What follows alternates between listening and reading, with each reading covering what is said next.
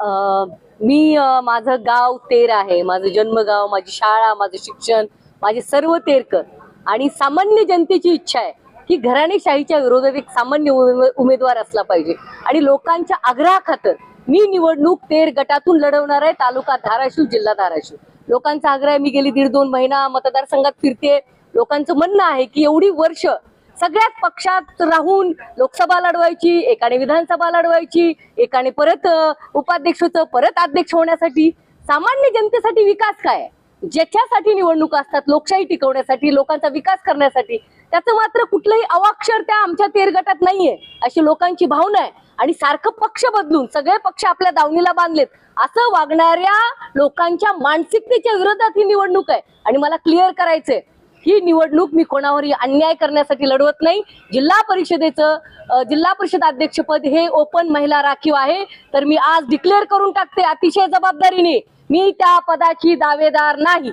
माझं असं मत आहे की एखाद्या सामान्य महिलेला, एखाद्या सामान्य गृहिणीला तिथं ते पद मिळालं पाहिजे. परंतु तेरमध्ये जी ठोकशाही गेली कितीतरी वर्ष चालू आहे, माननीय समोरच्या कॅन्डिडेटचं तुम्ही नाव सांगितलं की पक्ष बदलायचा, लोकसभा लढवायची, पक्ष बदलायचा. इकडे आता त्यांना कुठल्या पक्षात आहे हा खरं तर प्रश्न विचारला पाहिजे अर्चनाताई पाटलांना.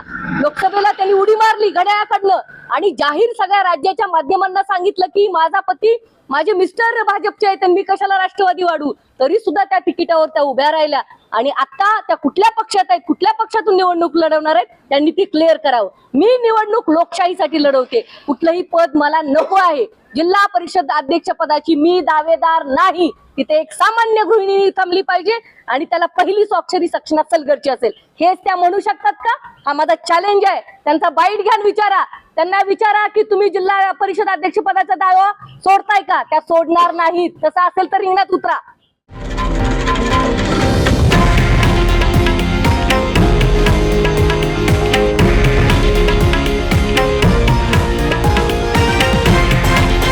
हे आहे देशातील नंबर 1 न्यूज नेटवर्क आणि आपण पाहत आहात TV9 मराठी, एकमेव.